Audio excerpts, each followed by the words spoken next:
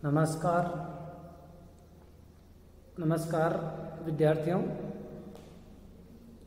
आज हम बीए पाठ तृतीय विषय इतिहास में असहयोग आंदोलन के स्थगन, आंदोलन की असफलता के कारण और आंदोलन के महत्व के बारे में पढ़ेंगे। प्रिय विद्यार्थियों, कल के वीडियो में हमने रॉलेट एक्ट, जलियांवाला बाग हत्याकांड और उसके बाद असहयोग आंदोलन की शुरुआत एवं असहयोग आंदोलन के दौरान भारत में सत्याग्रह जो किए गए थे उसमें लोगों का योगदान, चरखे खादी का प्रयोग, स्वदेशी की अवधारणा, विदेशी वस्तुओं का बहिष्कार जैसे कार्यों के बारे में हमने पढ़ा था। पूरे भारत में सभी नेता जिन्होंने अंग्रेजों से पदवियां प्राप्त की थी पुनः लौटा रहे थे। सारे लोग सड़क पर आकर के सूती वस्त्र, खादी और चरखे को राष्ट्रीयता दे रहे थे। महात्मा गांधी के आदेश से इस आंदोलन को सत्याग्रह अहिंसा से चलाना था। सभी लोग उस समय अपना योगदान दे रहे थे। जब 1921 के अंत तक आंदोलन चरम सीमा पर पहुंच गया और ऐसे अवसर पर ब्रिटिश सरकार के युवराज प्रिंस ऑफ वेल्स को भारत भेजा। 17 नवंबर 1921 को युवराज बम्बई पहुंचे। ब्रिटिश अधिकारियों ने उसके शाही स्वागत की तैयारी की थी, लेकिन बम्बई की जनता ने उसका स्वागत हड़तालों से और उसके खिलाफ विरोध प्रदर्शनों से, अंग्रेजों भारत छोड़ो जैसे नारों से, और इसमें मजदूर व किसानों ने बड़ा योगदान दिया था। सरकारी आंकड़ों के अनुसार इस आंदोलन को दबाने में पुलिस और सेना ने 30 लोगों की जान ली थी, 200 से ज़्यादा लोगों को गिरफ्तार किया था। और इसके बाद युवराज जहाँ भी गया भारत में उसका स्वागत की जगह बहिष्कार हुआ था। आंदोलन हुए थी, काले झंडे बताई गई थी। इस पर गांधी जी ने 5 दिन का उपवास कर प्रायश्चित किया और कांग्रेस वर्किंग कमेटी से मांग की कि बम्बई की घटनाओं के कारण आंदोलन को वापस लेने के प्रश्न पर विचार करना चाहिए। बॉम्बे की वर्किंग कमेटी ने इस परिस्थिति पर विचार किया और उसने सब कांग्रेस कमेटियों को, जितनी भी कांग्रेस कमेटियां थी, उन सब कांग्रेस कमेटियों को पूर्ण अहिंसा का वातावरण कायम करने का आदेश दिया। उधर सरकार अपना दमन चक्र तेज कर रही थी। हजारों स्वयंसेवकों को अंग्रेज गिरफ्तार कर रहे थे। अनेक नेताओं को गिरफ्तार कर लिया गया था। 14 सितंबर 1921 को मोहम्मद अली जिन्ना गिरफ्तार हो गए थे। कुछ दिनों के बाद मौलाना शौकत अली पकड़े गए थे। फिर मोतीलाल नेहरू पकड़े गए, चित्तरंजन दास, लाला लाजपत राय, सैफुद्दीन किचलू जैसे कई नेताओं को गिरफ्तार कर लिया गया था। और 1921 के अंत तक लगभग 20,000 राजनीतिक कार्यकर्ता जेलों में बंद कर दिए गए। और 1922 की शुरुआत में ये संख्या 30,000 तक पहुंच गई थी। दिसंबर 1921 में मदन मोहन मालवीय जी के नेतृत्व में एक शिष्टमंडल वायसराय से मिला। दोनों पक्षों में समझौता वार्ता हुई और उसके बाद जब ये वार्ता मुकाम पर पहुंची तो असफल हो। अब आंदोलन धीरे धीरे हिंसात्मक रूप लेता जा रहा था। महात्मा गांधी कभी नहीं चाहते थे कि आंदोलन हिंसक रूप ले, वे अहिंसा के पुजारी थे। जब दिसंबर 1921 में अहमदाबाद में कांग्रेस का वार्षिक अधिवेशन हुआ और जिसके अध्यक्ष देश बंधु चित्तरंजन दास की जेल में होने के कारण दिल्ली के हकीम अजमल खां ने अध्यक्ष का दायित्व निभाया और अधिवेशन में पारित प्रस्तावों में अहिंसक असहयोग तब तक जोरदार ढंग से चलाए जाने का दृढ़ निश्चय करने की घोषणा की कि जब तक स्वराज स्थापित नहीं हो जाता। गांधी जी को कांग्रेस का सर्वाधिकारी अथवा अपन कह सकते हैं डिक्टेटर नियुक्त किया गया और कांग्रेस महासमिति के सारे अधिकार उनको सौंप दिए गए। फरवरी 1922 में गांधी जी ने वायसराय लॉर्ड रीडिंग को एक पत्र लिखा था कि यदि एक सप्ताह में सरकार ने दमन चक्र बंद न किया तो कर न देने का आंदोलन चलाया जाएगा। अर्थात अंग्रेज भारतीयों को गिरफ्तार कर रहे थे और भारतीय अंग्रेजों पर भी दबाव बनाने का प्रयास कर रहे थे। गांधी जी ने भी लॉर्ड रीडिंग उस समय में भारत के गवर्नर जनरल थी, उनको अल्टीमेट दे दिया, चेतावनी दे दी। लेकिन उसी दौरान 5 फरवरी 1922 को गोरखपुर जिले के चौरी चौरा नामक स्थान पर पुलिस ने अहिंसात्मक जो आंदोलनकारी सड़क पर जा रहे थे उन पर अकारण गोलियां चला दी और उन पर अकारण गोलियां चलाने के कारण जो भीड़ में नवयुवक थे वे नवयुवक क्रोधित हो गए, उत्तेजित हो गए और जब गोलियां समाप्त हो गई और तब पुलिस वाले थाने में छिप गए तो उत्तेजित भीड़ ने थाने में आग लगा दी और जिससे पुलिस सब इंस्पेक्टर और 21 सिपाही जलकर हैं वो राख हो गए। उत्तेजित भीड़ ने थाने में आग लगाई, इससे हिंसा बढ़ गई और गांधी जी हिंसा के पक्ष में नहीं थे, अतः उन्होंने तुरंत आंदोलन को स्थगित करने की घोषणा कर दी। अचानक आंदोलन स्थगित करने के कारण अनेक नेताओं ने गांधी जी की तीव्र आलोचना की। सुभाष चंद्र बोस ने लिखा कि डिक्टेटर का फरमान उस वक्त मान लिया गया, लेकिन कांग्रेस शिविर में नियमित विद्रोह फैल गया।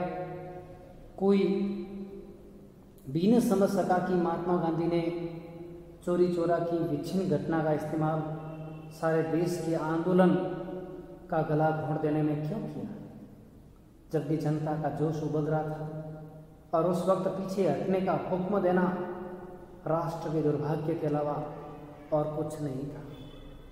इस प्रकार सुभाष बाबू ने भी इसकी कटु आलोचना की। पंडित नेहरू ने भी लिखा था आंदोलन को स्थगित करने के बारे में कि ऐसे समय जब लगता था कि हम अपनी स्थिति मजबूत कर रहे हैं और सब मोर्चों पर आगे बढ़ रहे हैं, अपने संघर्ष को बंद कर दिए जाने का समाचार हमें मिला तो हम बहुत दुखी हुए, नाराज हुए। यद्यपि आंदोलन केवल चौरी चौरा की घटना के कारण स्थगित किया गया था, तथापि वास्तविकता यह थी कि बाहर से शक्तिशाली प्रकट होने वाला यह आंदोलन प्रगति न कर छिन्न भिन्न हो रहा था और जैसे आंदोलन स्थगित किया गया तो अंग्रेजों ने स्थिति का लाभ उठाते हुए 10 मार्च 1922 ईस्वी को महात्मा गांधी को गिरफ्तार कर लिया और अपराध फैलाने राजद्रोह के कारण उन्हें 6 वर्ष के कारावास की सज़ा जस ब्लूमफील्ड ने है वो सुनाई थी।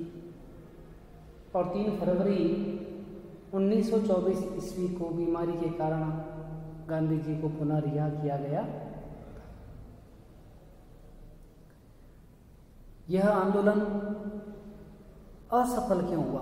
असहयोग आंदोलन इतना विशाल आंदोलन था, लेकिन फिर भी यह असफल क्यों हुआ? इसका मुख्य क्या कारण माना जा सकता है, तो हम देखते हैं। Doctor MS. जैन के अनुसार गांधी जी द्वारा आंदोलन स्थगित किए जाने का अभिप्राय उसकी असफलता स्वीकार करना था। वस्तुतः यह आंदोलन असफल है वो रहा था और इसके कई दोष भी थे। जैसे जब 1920-21 में विधानमंडलों के जो चुनाव हो रहे थे, तो उन चुनावों का बहिष्कार किया गया था।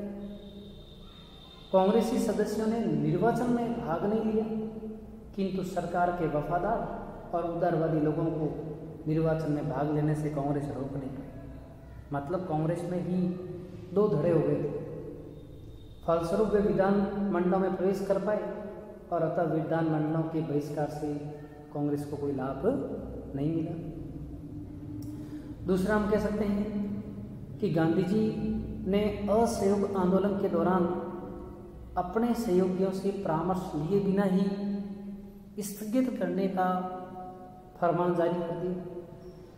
देशबंधु चित्तरंजन दास, मोतीलाल नेहरू, लाला लाजपत राय, सुभाष बाबू आदि नेताओं ने जेल में रहते हुए भी इस कार्य की आलोचना की। वस्तुतः आंदोलन को उस समय जबकि वह उबाल पर था और इस आंदोलन को समाप्त करना गांधी जी की भूल थी। और यह सही है कि आंदोलन पूर्णतः अहिंसात्मक भी नहीं रह सका था, किंतु हिंसा के लिए केवल आंदोलनकारी उत्तरदायी नहीं थे। ब्रिटिश सरकार ने भी शांतिपूर्ण सत्याग्रहों पर अमानवीय अत्याचार किए थे, अतः आंदोलनकारियों का हिंसात्मक होना तो स्वाभाविक ही था। इतिहासकार अयोध्या सिंह जी लिखते हैं कि गांधी जी ने ब्रिटिश शासकों की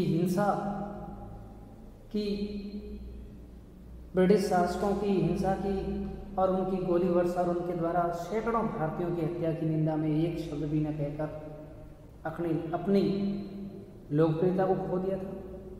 और बहुत से विचारकों की मान्यता है कि यदि आंदोलन कुछ दिन और चलता तो संकटग्रस्त अंग्रेज सरकार को कुछ समझौता करने के लिए विवश होना पड़ता, किंतु अचानक स्थगन से कुछ भी प्राप्त नहीं हो सका। गांधी जी ने अंग्रेजों के विरुद्ध मुसलमानों का सहयोग प्राप्त करने के लिए खिलाफत का प्रश्न भी अपना प्रश्न बना दिया था। खिलाफत का प्रश्न जो था वो अपना प्रश्न बना दिया, लेकिन खिलाफत का प्रश्न मुसलमानों का धार्मिक प्रश्न था, तो हिंदू मुसलमानों में वे समन्वय भी स्थापित नहीं कर पाए। इसके अलावा अंग्रेज सरकार का दमन चक्र इतना तेज था कि उनके द्वारा की जाने वाली अमानवीय यातनाएं सहन करना हर व्यक्ति के बस में नहीं था। अर्थात इतने कष्ट दे रहे थे, इतने कष्ट भोगना हर किसी के बस में नहीं था। अतः तीव्र दमन चक्र के घेरे में आंदोलन का गतिशील रहना अपने आप में असंभव था। तो इस तरह कई और भी ऐसे हम कारण मान सकते हैं जिनके कारण से आंदोलन है वो असफल रहा था। लेकिन असफलता के साथ साथ हम इसकी सफलता को भी नकार नहीं सकते, क्योंकि इससे कई प्रकार के भारतीयों के मन में परिवर्तन तो आए थे, जैसे आंदोलन के महत्व के बारे में। यद्यपि असहयोग आंदोलन अपने मूल उद्देश्य यानी 1 वर्ष के भीतर स्वराज प्राप्त करने में असफल रहा, जनता में असंतोष और निराशा की लहर फैल गई, फिर भी इस आंदोलन के महत्व से इनकार नहीं किया जा सकता और इसके कई परिणाम निकले थे जो निम्न है। तो देखिए पहला परिणाम, असहयोग आंदोलन ने राष्ट्रीय आंदोलन को एक नया मोड़ दिया था, एक नया टर्निंग पॉइंट दिया।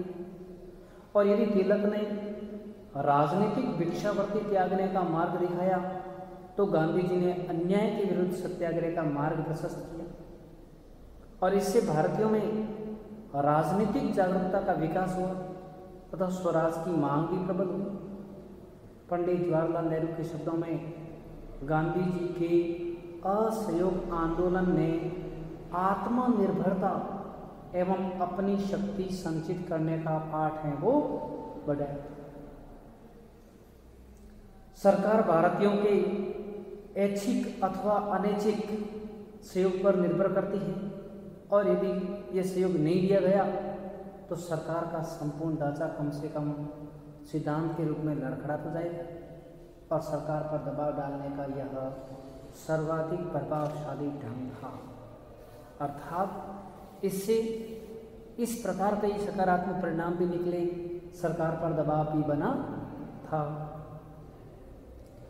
दूसरा आंदोलन का महत्व हम समझ सकते हैं कि जब प्रथम बार कांग्रेस ने प्रार्थना पत्र भेजने की नीति का परित्याग कर ब्रिटिश सरकार से सीधी टक्कर दी थी। इससे पहले कांग्रेस प्रार्थना पत्रों, स्मरण पत्रों आदि के माध्यम से अंग्रेजों से अपनी बात मनवाना चाहते थे, लेकिन अब उन्होंने सीधी टक्कर लेनी शुरू कर दी। अतः प्रत्येक व्यक्ति में राष्ट्रीय आंदोलन में सहयोग देने तथा देश के लिए कुछ बलिदान की भावना जागृत हुई और इससे पूर्व कांग्रेस का आंदोलन केवल शिक्षित वर्ग तक सीमित था, अब ये व्यापक हो गया, आम जनता तक पहुंच गया। गांधी जी के कटु आलोचक भी स्वीकार करते हैं कि आंदोलन को जन जन तक पहुंचाने में सफल रहे थे। इसमें तो कोई संदेह नहीं है कि असहयोग का कार्यक्रम और गांधी जी की असाधारण प्रतिभा ने देशवासियों को अपनी ओर आकर्षित किया और उनमें आशा का संचार किया था। इससे पूर्व जनता सरकार की आलोचना करने से डरती थी, किंतु अब जनता निर्भीक हो गई। अब जेल जाना देशभक्ति का चिन्ह समझा जाने लगा। स्वराज शब्द बच्चे बच्चे की जुबान से सुनाई देने लगा था। अर्थात यह बात हम स्वीकार नहीं कर सकते कि इस आंदोलन से जन जन को प्रेरणा मिली थी, जन जन का आंदोलन बना था। अगला हम देख सकते हैं कि गांधी जी ने स्वराज प्राप्ति के लिए अहिंसात्मक सत्याग्रह का जो अस्त्र हाथ में लिया था उसका अंग्रेज सरकार के पास कोई उत्तर नहीं था। शांत सत्याग्रहियों पर गोली चलाना अथवा लाठियां बरसाना अंग्रेजों की कायरता को दर्शाता था और इससे सरकार के विरुद्ध जनमत प्रबल हो गया। अहिंसात्मक सत्याग्रह ने सरकार के दमन चक्र को कुंठित कर दिया। लॉर्ड लायड जो आंदोलन के दिनों बम्बई के गवर्नर थे, उनके शब्दों में उन्होंने यानी गांधी जी ने हमें डरा दिया था। उनके कार्यक्रम ने हमारी जेलें भर दी थी और आप जानते हैं कि आप लोगों को हमेशा गिरफ्तार करते नहीं रह सकते, तब जबकि उनकी संख्या 31,90,000 हो गई थी। और अगर हम उन लोगों को यानी गांधी जी का दूसरा कदम उठाया होता और टैक्स लेने से इनकार किया होता तो ईश्वर जाने तब हम क्या करते। यह शब्द स्वयं बम्बई के गवर्नर लॉर्ड लायर ने कहे थे असहयोग आंदोलन के दौरान। तो इनसे स्पष्ट होता है कि भले आंदोलन असफल हुआ लेकिन इसके कई सकारात्मक परिणाम निकले थे। इसके अलावा लोगों में खादी का प्रचार, स्वदेशी की अवधारणा, विदेशी वस्तुओं का बहिष्कार, राष्ट्रप्रेम, राष्ट्रभाषा, स्वराज जैसे कई मूल्य स्थापित हुए थे और लोग अब किसी भी कीमत में अंग्रेजों के अधीन रहने को तैयार हैं वो नहीं थे। इस तरह असहयोग आंदोलन सही मायने में भले ही असफल रहा हो, लेकिन इसके महत्व को हम नकार नहीं सकते हैं। धन्यवाद।